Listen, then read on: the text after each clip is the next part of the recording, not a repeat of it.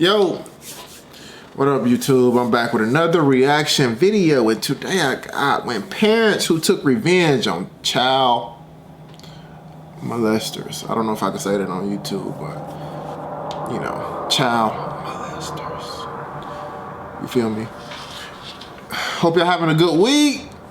Hope y'all had a good day. So let's get into it. Number 10. Jason Browning. Number 10, Jason Browning. And I got him in a bloody puddle for you right now, officer. July 18th, 2014. Oof. An angry father in Daytona Beach, Florida made a frantic call to 911. He reported that he had caught someone molesting his son and took matters into his own hands. As you by should. Beating that molester until he was knocked out, ready for the police to apprehend. The father, Jason Browning, described the scene to the dispatcher, stating that the assailant, Raymond Frolander, was still breathing but unable to speak. Frolander was lying on the floor, unconscious. Curious about the extent of the father's actions, the dispatcher asked if he had used any weapons to knock out Frolander. Browning simply replied, "My fist and my foot."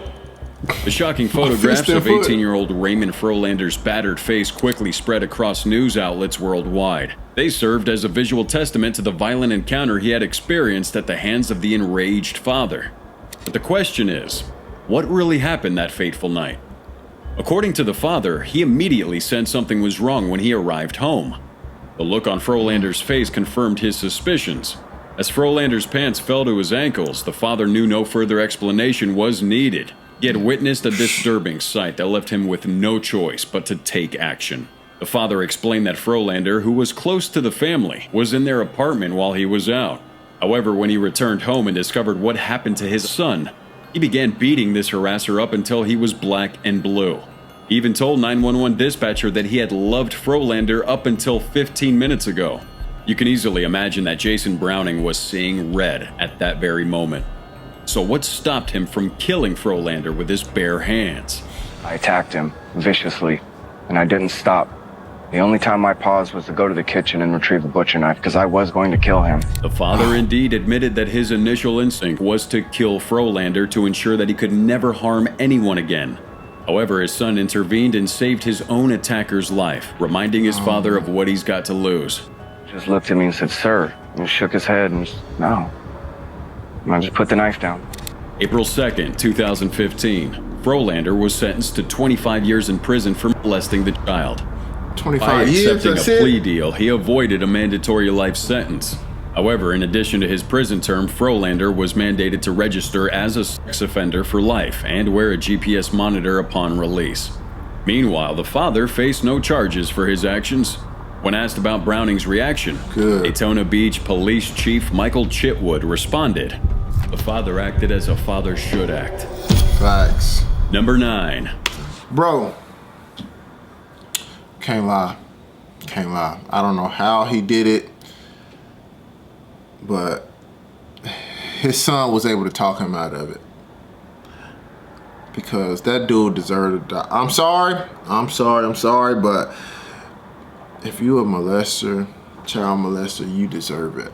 I don't care. I don't have no remorse for you. No remorse, because obviously you're trying to pick on the weak. You're trying to take from a child. A child. That father did everything right except for finish the job. He's supposed to finish the job. Once again, I'm sorry. And if you out there, if you fall into that category as a chomo, you deserve it too. You deserve it. Like, it's too many older women, too many older men out here to be taking advantage of a kid, dog. Of a kid, really? Like, I feel for this father, man. I'm telling you, I know every punch meant something. Every stomp meant something. Like, oof. I don't know why the son stopped him, because the son is more forgiving than the father, honestly, because or more forgiving than me, because I'm at loss for words, because bro, he should have took his life. I'm sorry, like, he should have. Like, it's a kid, bro. You taking advantage of a kid. It's be weird, bro. Paramjeet Singh. Father in India turned into a relentless vigilante after a teenager sexually abused his daughter. Paraminder Singh was accused of molesting Paramjit Singh's baby in 2014 after the child's mother caught the teen in the act. April 19, 2016, right after the court hearing, Paramjit Singh announced that he was going to forgive the accused and settle the matter outside of court. However, his plan for settling was far beyond anyone's wild imagination. Paramjit offered to drive the boy home to the village where they both lived, Kotliablu, on his motorbike. Along the way, however, Paramjit stopped that bike and brutally attacked Parminder.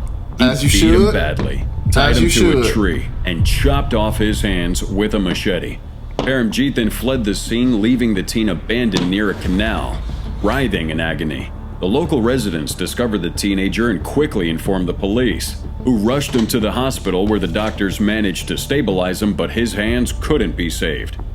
Paramjit Singh was arrested the next day and was charged with attempted murder under Section 307 of the Indian Penal. No. This is the punishment they deserve. They need their hands cut off. And y'all gonna punish him, the father, for doing what every father should do? It could have been worse, bro. I ain't gonna lie. If you're gonna take his hands off and you know that you finna get in trouble, you might as well finish the job. You might as well finish the job, because it don't make sense to do halfway work. You was taught better than that, brother. You know you finish jobs. Penal Code. During his questioning, Paramjit admitted to planning the crime in advance, as he had brought a rope and a sharp weapon with him. This outstanding revelation has only intensified the shock and outrage surrounding the incident. Supporters argued that the father's actions were driven by his anguish and frustration with the justice system's failure to adequately protect his daughter. On the other hand, critics emphasized the importance of due process and upholding the rule of law. While this incident raises difficult questions about the lengths one can go to seek justice, it also underscores the urgent need for a strong legal system that can effectively address such heinous crimes and protect the victims. Number 8. Kenneth Faulkner. July 2015, in Maury County, Tennessee. Father's protective instincts led to a shocking confrontation. Kenneth Faulkner couldn't stand the thought of Thomas Williams, a man accused of soliciting his 2 daughters, getting away with just 3 years of supervised probation as punishment. Faulkner's anger reached its boiling point, resulting in a violent encounter that ultimately led him being in handcuffs. But how did everything start? Late 2014, Faulkner, a devoted father in his 30s, had a gut feeling that something was wrong with his 2 daughters. He suspected abuse and wasted no time in reporting it to the Columbia Police Department. It turned out that his daughters were being abused by Williams, whom they thought were related to through marriage. March 2015. The Amur County grand jury indicted Williams on 2 counts of solicitation of a minor. This charge involves unlawfully persuading or enticing a person under the age of 18 to engage in inappropriate activities. Williams was arrested in April and held on a $2,000 bond. However, he managed to make bail on the same day. Faulkner was deeply affected by the seriousness of this situation and was determined to ensure justice was served. When he heard the news of Williams' guilty plea, which wouldn't result in any jail time, Faulkner's anger reached its peak. Driven by overwhelming emotions, Faulkner confronted Williams directly. Recalling the encounter, Faulkner described how Williams opened his door and stepped outside. Faulkner couldn't help but ask him why he had done such a terrible thing to his children. Williams could only respond with, "I don't know."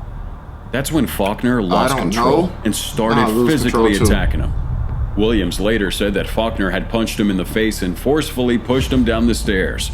Faulkner didn't stop there and continued to assault Williams, striking him multiple times. The severity of the confrontation led to Williams being taken to a local hospital. Williams did no jail time. A circuit court judge acknowledged that Williams hadn't gotten off lightly, but also noted that he hadn't been charged with physically touching the girls. On the other hand, Faulkner found himself arrested and charged with aggravated assault.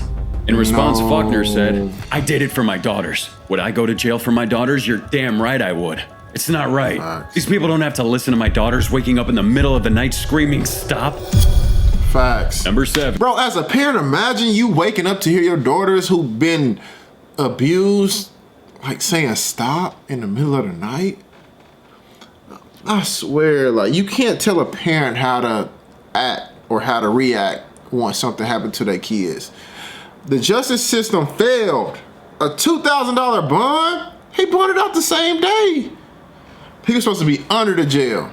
And if he ain't gonna be under the jail, then me being a parent, I'm gonna make sure he under the dirt. It's that simple. It's that simple. I don't understand why y'all take action against a parent when y'all being like a light sentence on the abuser. That don't make sense to me. I do not get it. I do not get it. But judge, let me take this, judge. Any judge around America, if somebody molested or R-word, D-part, or however you say it backwards, you know what I'm trying to say. If somebody do that to y'all kid, what kind of sentence you expect? You don't agree with what the justice system get to them? Don't retaliate. Don't retaliate. Don't take justice into your own hands, because you're a judge and you've gave other predators and molesters less time. So think about that. Think about your kids and what would you do in that situation. You can't tell a parent how to act. You ain't got to be in the house with their kids. Like, Eduardo Gallo. July 2000. Eduardo's 25-year-old daughter, Paula, vanished from his weekend house in Tepoztlan, Mexico. Gallo was distraught and soon received a call from a gang demanding a hefty ransom for her safe return. Desperate to get his daughter back, Gallo managed to scrape together $18,500 and some jewelry, which he promptly handed over to the kidnappers. Tragically, a week later, Paula's lifeless body was discovered. Gallo tearfully expressed his love for his beloved child at her funeral by saying, "I'll always love you, my adored child. Thank you for your smile and your caresses. Thank you for your songs, your happiness, and your love of life. You always lit the narrator path so I accent. could distinguish between justice and vengeance." The pain Gallo felt was indescribable. He knew that his daughter's last moments must have been filled with terror, as she'd been shot in the back and neck. Although 3 suspects were swiftly apprehended, the actual triggerman responsible for ending Paula's life remained at large. Driven by an overwhelming desire for justice, Gallo made a drastic decision. He shut down his consulting firm and transformed himself into a relentless sleuth, determined to track down the killer himself. Over the next year, Gallo tirelessly pursued leads on the streets and meticulously analyzed phone records. His research revealed that a staggering 90% of kidnappings in Mexico go unreported. This is because the closest to the victims are often paralyzed with fear, terrified of the brutal consequences that may follow. But what about Paula? She was kidnapped from her parents' house by a group of audacious men who broke into the house. After ransacking the place, they forcibly grabbed Paula and made their getaway in 2 stolen cars from the driveway. Also, what sets Paula's case apart from any others in Mexico was that her father was not the type to give up or back down out of fear or reprisal. And his determination did pay off in the end. Paula's father not only managed to identify the main gunman, but also helped the authorities track him down. Our resourceful hero had traced one of the kidnappers to a payphone he used after the crime. The police then set up a stakeout, leading to the arrest of 28-year-old Francisco Zamora Arellano, who ended up confessing to the whole crime. We can't help but be in awe of Gallo's unwavering determination to uncover the truth and seek justice.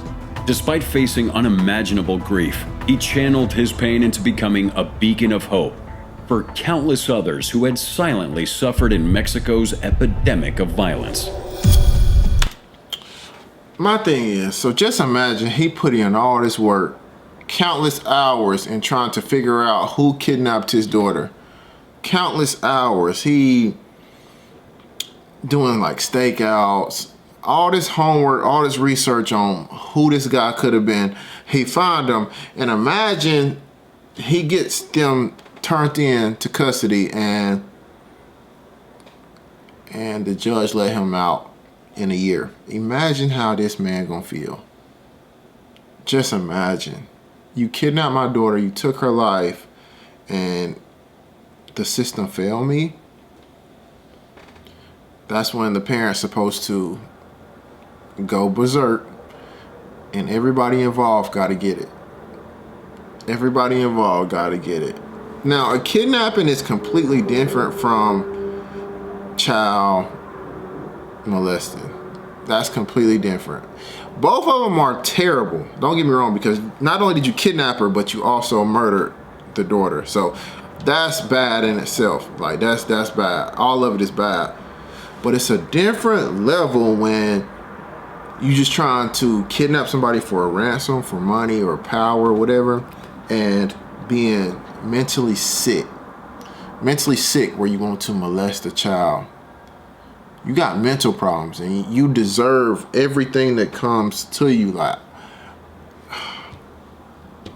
I try not to wish bad on nobody, but if you do this to a child, bro, I just pray that we come up with some type of system with putting you in a room with 3 bears and a tiger and just you in a small box. Put y'all all together. And let's see who the last person to come out. Let's just see. Don't feed the bears, don't feed the tiger, don't feed them for weeks. And put all you little molesters in that box. This is sickening, man. And every parent, if you've ever experienced anything like this, my deepest sorrows, and it's sincere from the heart. I apologize for you guys having to go through that, and I pray that the justice system don't fail you, because everybody that does this to a child deserves life. They deserve life. Maybe even the chair. The chair. Let's do that. Let's give them the chair. I'm gonna stop it here, man. Y'all be cool how y'all be cool, man. Like, this just hurts my heart to see this type of stuff. Oh, there's some weirdos out there, man. Taking advantage, a predator. You see a little kid and that's your prey. Y'all be smooth, man. Peace.